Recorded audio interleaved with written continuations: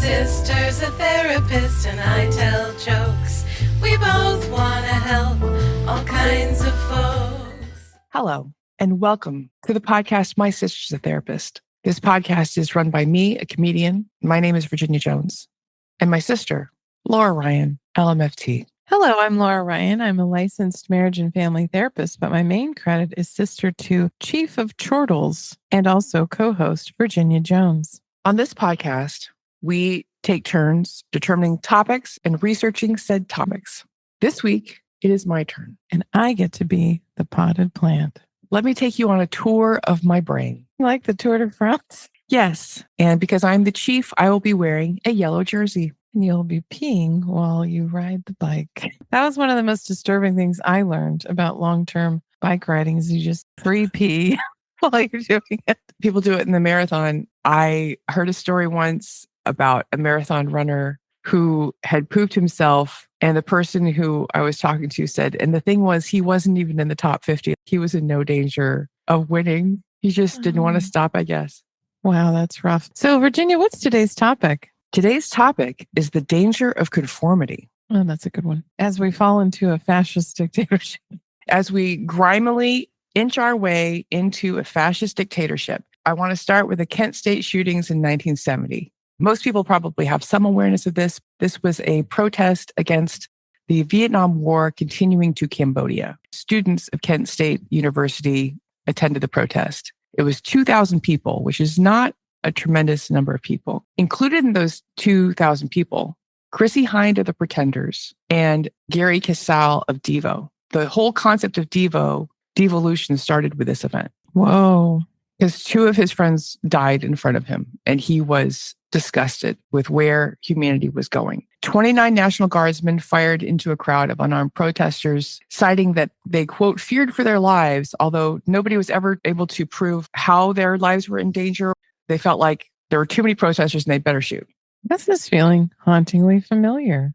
4 students were killed and 9 additional students were wounded. 1 was paralyzed. Laura sent me a TikTok with people being interviewed after the event. People were saying, well, if they'd stayed home, if they hadn't been doing something they weren't supposed to do, which peaceful protest isn't protected, right? Those college students would have been safe. If they hadn't been up to no good, if they hadn't been questioning the president, they wouldn't have been killed. So I was talking with a friend recently about protests, and she said, I really hope that you stop participating in protests because I get really scared when I think about you getting shot. And I said, you understand that's exactly what they're trying to do. They're trying to shut us up.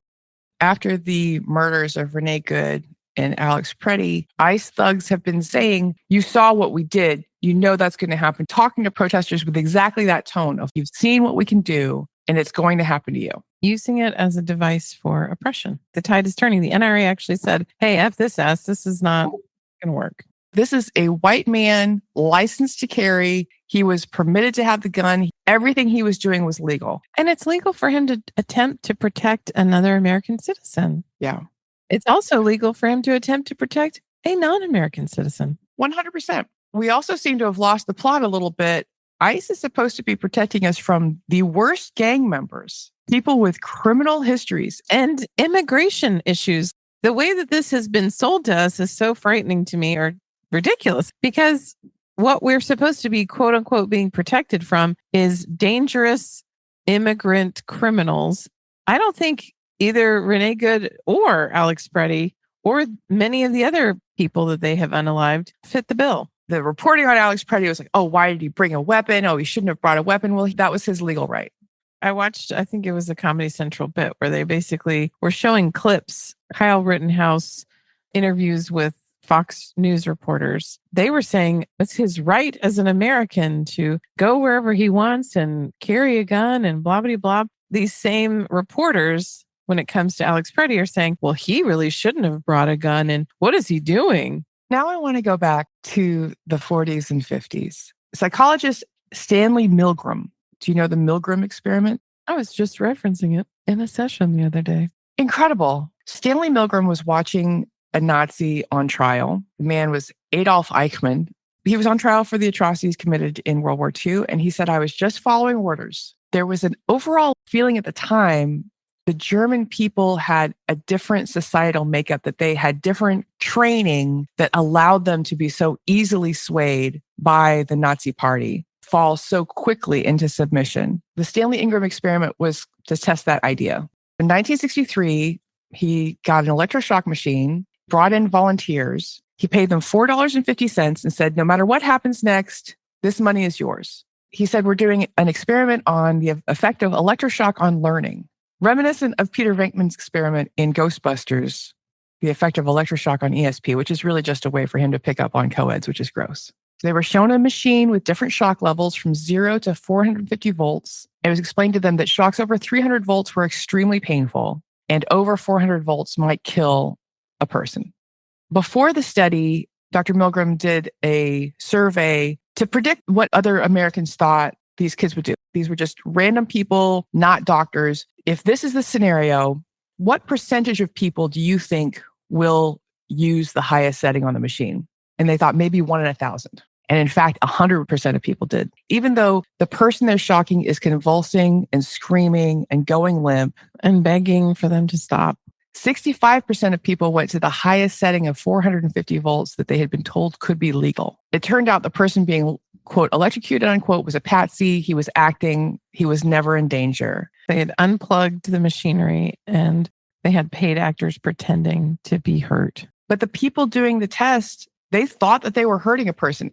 People were shutting down, trembling, and anxious, but they were still doing it. People tried to quit the experiment. They offered to give the money back, but they all believed that they were shocking the man because they were told to do so. After the experiment, all the participants were told the guy in the chair was never being shocked. They were introduced to him to show that he was not harmed. The theory that came out of this was, if a person has neither expertise nor the ability to make a decision, he will look to the group to decide how to behave. Conformity can limit and distort an individual's response, and more importantly, results in a diffusion of responsibility. We were all doing it. He went first. I was following orders. But also, I do feel like this is part of our DNA. This is why we survived in groups. It's more than our DNA. We are trained in elementary school to be obedient. There are so many rules in elementary school that exist for good reasons. Don't run with scissors. Don't be disruptive. Don't chat to your friends while you're waiting in line for lunch. Who cares?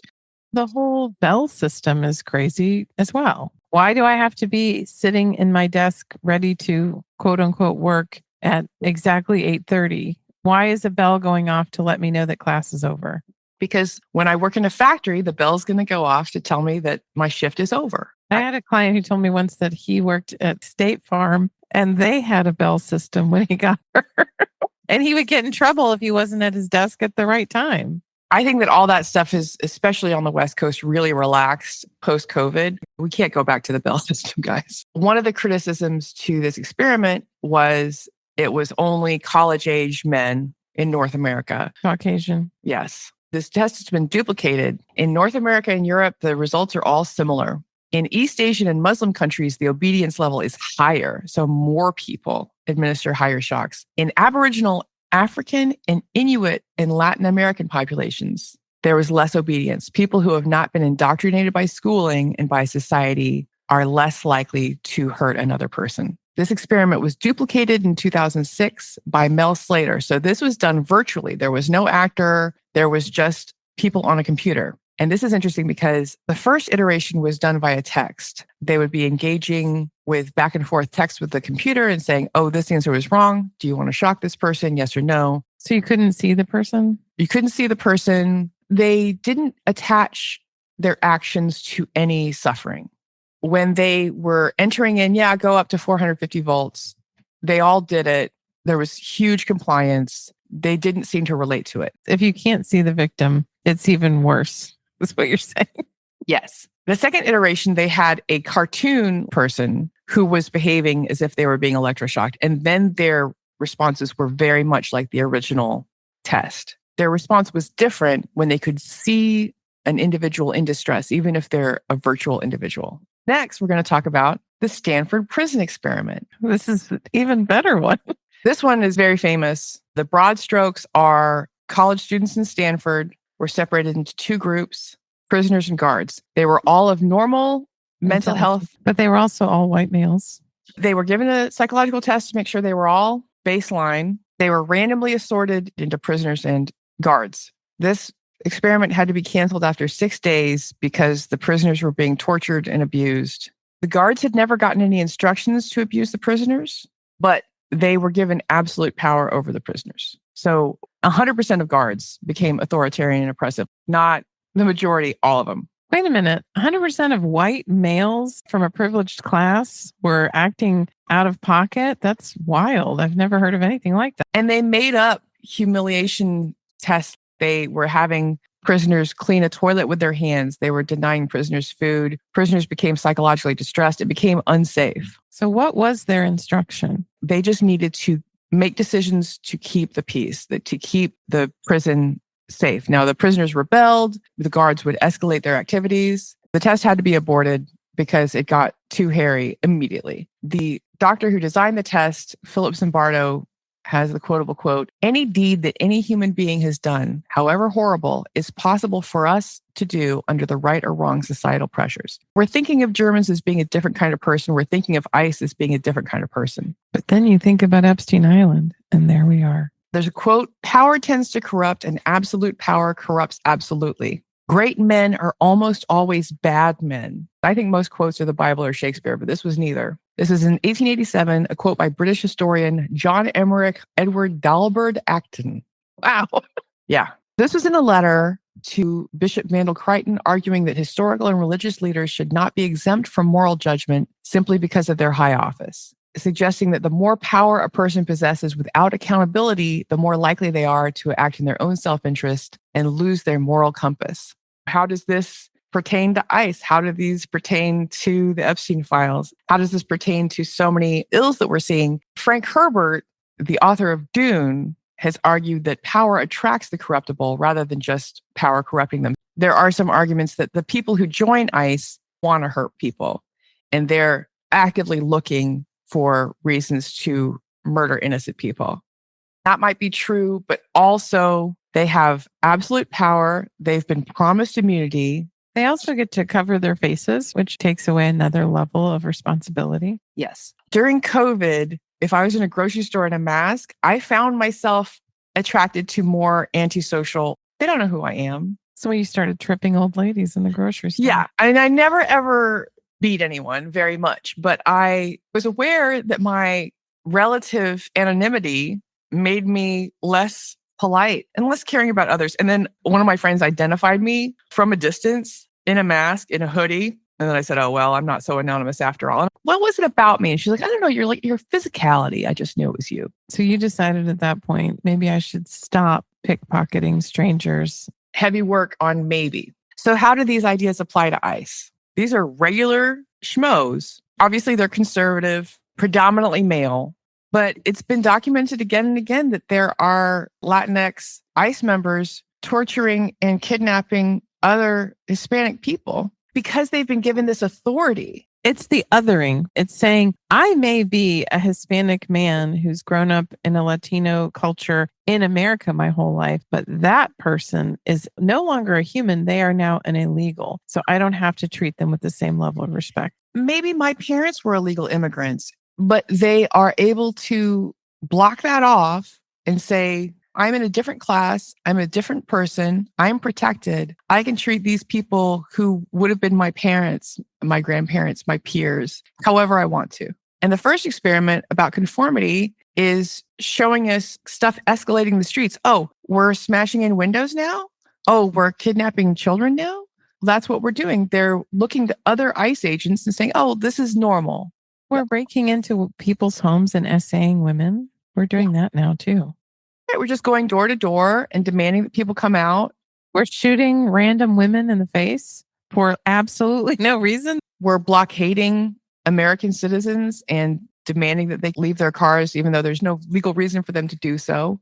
Here we see both forces. We see the force of conformity and also the force of absolute power coming together. It's not going to end well for them, anonymity or not. If Donald Trump's still president, who knows? As I understand it, one of the requirements of their signing bonus is that they do this for 5 years. President Trump is not going to be alive in 5 years, let alone president. He is someone who has always loved to deny workers money. He loves to promise money and withhold it. A lot of ICE agents are not being paid now. There's whole Reddit threads of guys checking in with other agents. Hey, I haven't been paid in a month. Am I kidnapping and murdering people for free, just on my own dime? Want to do this just for kicks? If I wanted to kidnap and murder people just for kicks, I would have joined a gang or something. right.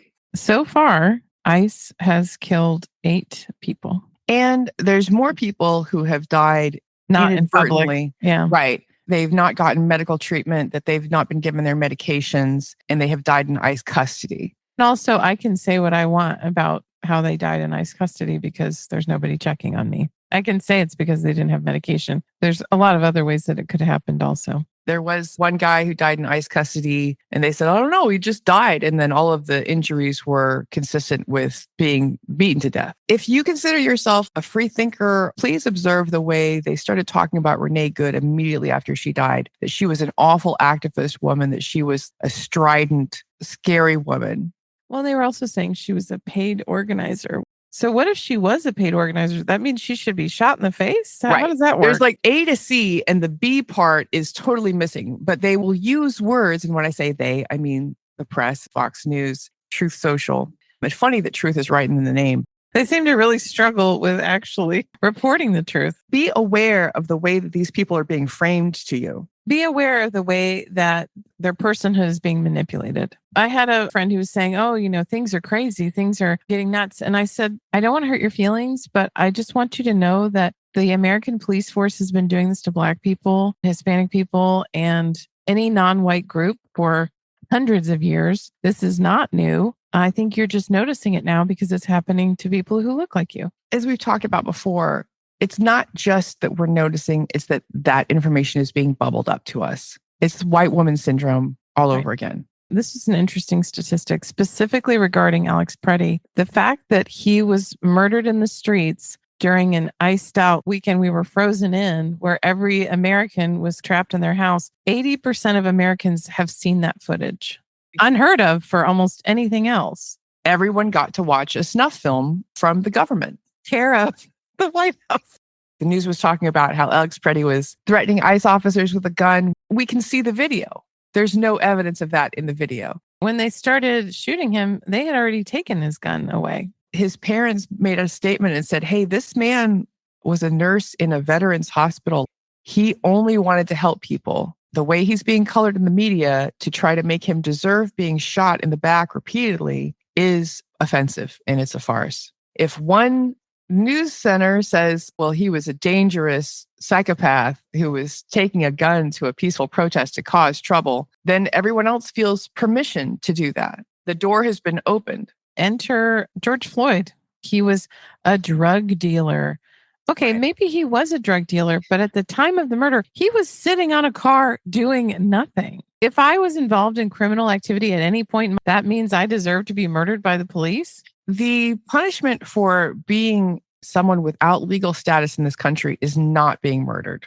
My understanding is that being an undocumented person is equivalent to running a red light. It's a misdemeanor. It is not a felony. It is not chargeable with the death penalty. The appropriate response is not kidnapping, and the appropriate response is not murder. I ran a red light literally last week, so I think that I should expect to be shot in the face for that crime. And to your point, if you are a woman of color, that's definitely something that could happen to you. But also, the actions of ICE let us know that white people aren't safe, American citizens aren't safe, disabled people are not safe, policemen are not safe. ICE have kidnapped active policemen. They have no organization. They don't care if you have a passport. And we are all giving implicit permission every day that this is allowed to continue.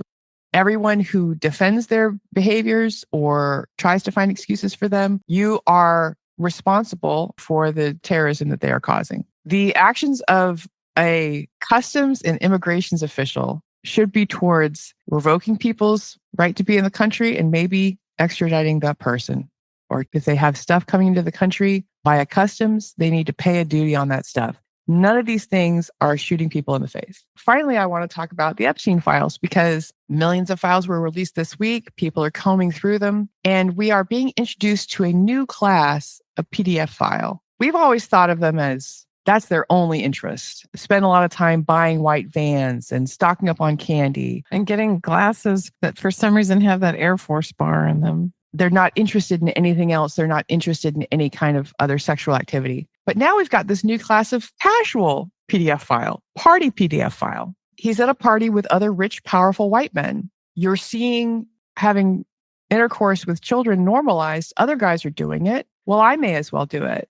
They might not have sought it out, unlike Elon Musk, who 100% was begging for it, but they're in this cabal where this behavior is normalized. I've never eaten shark before. If it's on the table, then I might as well have a bite. Oh, shark fin is lucky for the new year, and I'm at a New Year's party and there's shark fin soup. I might as well have some.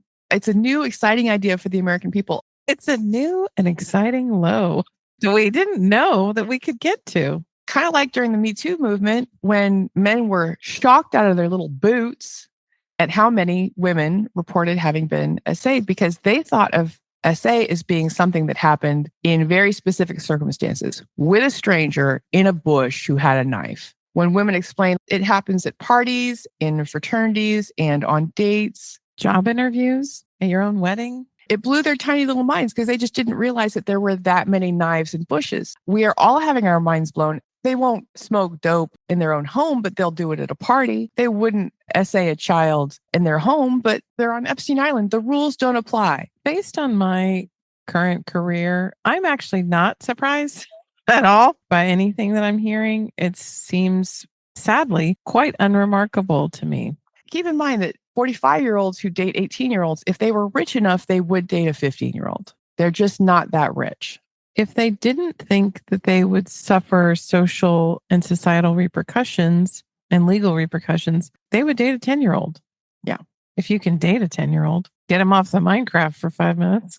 The twin powers of conformity and moral corruption are what brings us to this point. Because if you think to yourself, every ICE agent out there was born a bad person or a different person. Every person in the Epstein files is someone who has been a PDF file their whole life. It's their main interest. It's not true. It's just people in situations where violence, sexual violence, the trafficking of children is normalized. People will take to it like fish to water, baby. When you say people, it's almost always men. Let's be real. Yes, there are a couple of women involved, but most of the time, when it comes to at least Epstein Island, it was mostly all men. I have a friend who's very conservative leaning, and I saw her on the night of Renee Good's murder. I didn't say anything, but my son was, of course, looking at his phone and he said, "Oh my gosh, Mom, did you hear about this or that?" And I said, "Yeah, ICE agents murdered a white lady in the street today." And she said, "Oh, that can't be true." And I think that's part of it.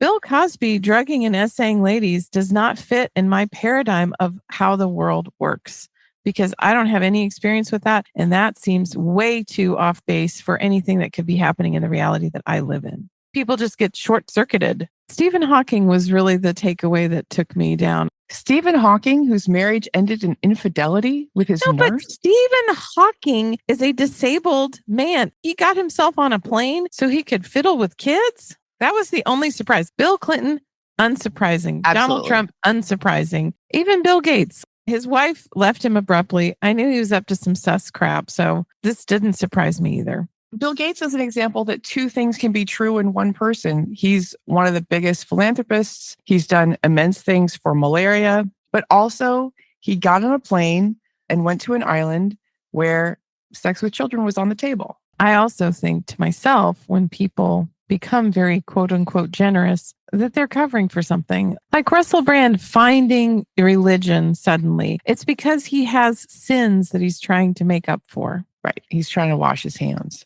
I just want to remind everybody to put on your critical thinking caps. The phrase came across my transom this week, 13-year-old party girls. There's no such thing as that. Technically, I used to be one of them. It's painting a picture. We have to remember that the Republican Party got it wrong in the sense that they're saying, don't trust the media, don't trust blah, blah, blah. Then they're going to these terrible news sources and just accepting. We have to understand that the media is biased no matter how you slice it. People have an agenda no matter what you're doing. If someone is referring to a child as a party girl, a young woman, an underage prostitute, She's a sex trafficked child because words matter. We're all being manipulated all the time. I don't think any of this is new. Epstein Island happened when I was in high school. Listener, I know I sound very youthful and I probably sound like I'm in my 20s. And I definitely look like I'm in my 20s, according to my sister.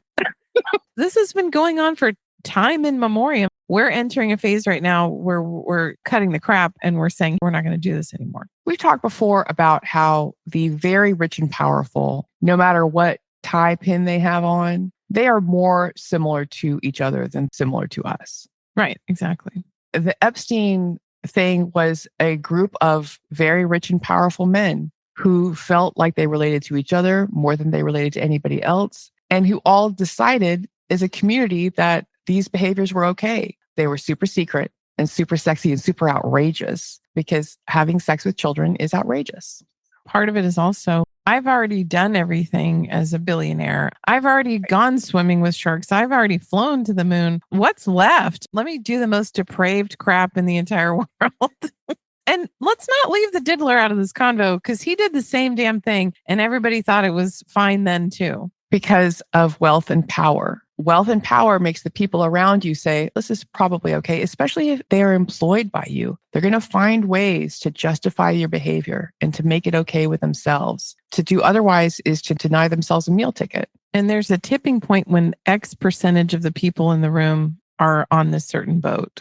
What percentage of people does it take to manipulate a group? It's very small. It's like 29%. There's a dark side. The results from our study show that these same kinds of tipping point dynamics can be exploited by governments and organizations to try to control people. For instance, in China, government employees create fake accounts within Chinese social media and strategically coordinate with each other to influence the social norms in online discussion groups. This happened in the 2016 election. Huh? There were the I meme thought we were bots surviving this deal. all the Russian bots saying, well, you know, if the Democrats get the White House, then Russia's going to win. And if you look at most fake accounts, most of the most conservative meme accounts, etc., in America right now, they are not from America. I'm going to generalize this because I don't remember the specifics. Basically, it was found by an American journalistic group, did this big search to find out where the location of most of these conservative meme groups and online groups, where they all came from. And almost none of them were based in the United States. But they're influencing Americans. They're being paid to influence Americans. There's a guy in Afghanistan who is being told, you've got to make up all this stuff and create all these articles. And crank out some memes. Influencers are being used to propagate weird conservative ideas. There was one young woman influencer who was telling people that birth control was bad for your mental state. You could really just be more peaceful and calm if you went off of birth control. And what they found is that people were pregnant who went off of birth control. Wait a minute, what? Yeah. You know, it's funny. Every time I meet a woman who says I'm giving my body a break from birth control, it's just wild because pretty soon they're pregnant. That's weird. That's definitely something that the Conservative Party wants to promote more childbirth in this country. A certain kind of woman is saying, hey, this doesn't actually work out that well for us. But yeah. So according to Psychology Today, they ran an experiment and it was 25% to create the tipping point. That's not very many people. If I'm at the Diddy party, only 25% of the people need to start taking children off of tables because they were putting them on tables, like little displays, Great, holding snacks and stuff. Only 25% of people in the room need to start taking the children off the tables. Or talking about how great it'll be to have sex with the children on the table. It only takes 25% to convince the entire room that that's what we're going to do now. Or that that's acceptable or that's okay. That it's a normal thing and that we all think it's great. If you look at the prison experiment, nobody in that room was famous. No. It's not about that. It's just about the ability to influence the human brain. It doesn't take much to get us to all agree. I think that the reason why you and me and people who are alive right now, the reason why those genetics persisted is because those people were more compliant. And I think being more compliant keeps you alive. Abu Ghraib, that was another example of normal people. I remember there was a woman in there and I thought, my God, she's being influenced by everybody around her. This is being normalized. What kind of career do I want to have? Well, I want to make sure that I'm sexually humiliating prisoners. That just happened bit by bit. Laura, what are your final thoughts on the topic of the dangers of conformity? I don't know. It feels pretty hopeless. Think of a positive thing to say. I'm also on Red Note because lately TikTok, because of conservatism and because a likely Nazi has taken over, they're blocking all of my posts. I got a community guidance violation for a post that I made last year about Elon Musk. And it was okay last year, but it's not okay today. I was looking at Red Note and there were a bunch of foreign people talking about America. And in the comments, they were saying, God, the Americans are so weak and pathetic. They're not even trying to fight back. I guess I just feel like when I'm working and living my life and taking care of my kid, what am I supposed to be doing exactly? I feel like we need organizers to help us because I don't even know what step one is. And please note that step one was to tank the economy, to cause directly or indirectly massive layoffs, massive inflation.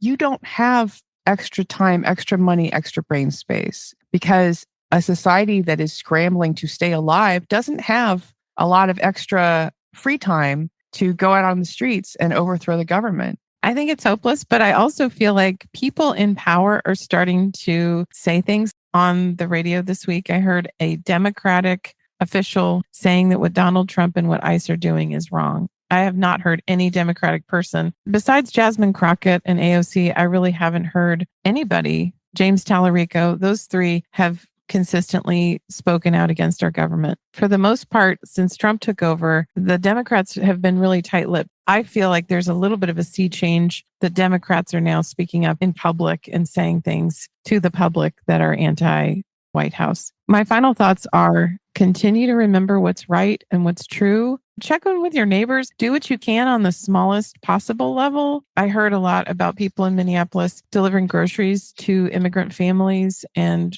trying to do grassroots things to help support people. Do your part and don't fall for it. And if you're in a room where 25% of people are saying things and doing things that do not fall in alignment with your values and your beliefs, then fight back, even if it means that harm may come to you. Even if it's awkward, even if it makes you feel strange, even if it's unpleasant. Sometimes people will say things in my office and I'm in a weird position because I'm technically their employee. When they're saying things that I find offensive or racist that go against my values, I still say something, but I try to mute it a little bit so that I can still keep them in the office. Because this is something that I think about all the time. Virginia, what are your final thoughts on this topic? My whole life, I've thought of myself as a nonconformist. That's been an important part of my identity. As far as what music I listen to and what I like to wear, I am a nonconformist, but there's so many things that I've done that I'm just very conformist. I went to college. I got a job. I got married. So even if you think of yourself as a free thinker, I'm going to encourage you to turn that up a little bit, to really question the things that people say to you. And when a friend or acquaintance, perhaps not your boss or someone who can negatively impact your life, says something asinine to you about the work that ICE is doing or what this or that person deserves, push back on that on an individual level. To Laura's point, help the people around you, try to help people in your community. Minnesota in general is a great example of how to behave when you are under siege, and we are all under siege. It's really easy in 2026 to say, well, if Anne Frank showed up at my doorstep, I'd absolutely take her in. Now that I'm actually living it, I understand why people didn't, because they had their own families to protect. They had their own communities to take care of. And Anne Frank being found means your whole family gets unalived. And that's not great. When you actually have it breathing down your neck, the vibe is different. Right. Because you're not imagining yourself in that position in that time. You're imagining yourself now, where a little German girl comes knocking at your door, a little Jewish girl, and says, "Can I have a place to stay?" And you say, "Well, of course, come on in." You're not imagining being under siege, having soldiers in the streets, having people searching for little Jewish girls. It's the same thing. They're just searching for a little Hispanic boy in a bunny hat. Yeah. It's a different flavor, but it's the same thing. And I think it's very easy from where we sit in our comfort and ease of life to just go, well, that would never happen, but it's happening already. So I think step one is being honest with yourself about reality. And step two is thinking about what I can personally do to affect change. Keep your head up, surround yourself with good people, continue to protest, continue to speak out. I think the most important thing about protests is knowing that you're not alone and you're not insane. He's an old man. He could die anytime. I heard a song about that on TikTok once. Laura, where can people find you on the internet if they wish to do so? If they wanted to find my professional website, they can go to lauraryan.org. If they're interested in extremely banned TikToks, they can find me at I am Laura Ryan. If they're interested in seeing all the episodes in one place, they can go to our website, mysistersatherapist.com. And they can also go to our Instagram page, My Sisters a Therapist Instagram. Virginia, if people are not interested in feeling super bummed out by our episode and they want to go somewhere to laugh, where can they find out more about your comedy? You can check out my website, which is www.bedinia.com. That has links to all of my social media. My calendar is up on Bedinia and a map of everywhere I've ever done comedy. Also, I promote local shows on my Instagram. So if you're in the Portland, Oregon, or Washington areas, you can probably see me in person if you want to. If you have a question, a compliment, or a concern, you can drop us a note at hello@mysistersatherapist.com. If you'd like to hire us to entertain at your children's birthday party, to sell bear spray to fight off ICE agents, to sell counterfeit Labubus, you can reach us at hireus@mysistersatherapist.com. Thank you for listening. Please subscribe so you can keep up with what's going on with us. Please write us a review. If you'd like to write us a 5-star review, we would love it. You can do that anywhere you find us. It really helps other people find us, and we appreciate it so much. And also, it feels good when people write nice things about you. Laura, do you have a review or a listener email to share with us this week? I absolutely do. This is a listener email, and it's from KMS. Hello, my sister's a therapist. I just listened to your Lily Allen episode, and I wanted to say the fact that pop culture tells us we need to not only snap back quickly after terrible grief, but that we have to look even better than we did before is terrible. We don't talk about that as a culture enough. After my worst, most devastating and debilitating heartbreak, I was in no way, shape, or form willing or able to build up a revenge body. Things went way downhill for 2 years straight, and I'm only now starting to get myself back. In the last 2 years, the guilt and shame about not clapping back somehow by looking better has caused some serious dysmorphia issues, and it's been misery. All that to say, I find it really repulsive that our society told Lily Allen that she had to be perfect too. Thank you for the episode. Thank you, KMS. Deep thoughts. And other deep thoughts come from people like Billy Ray Valentine, our spiritual founder, when he said, "We can make a baby." Me and you. Bye-bye.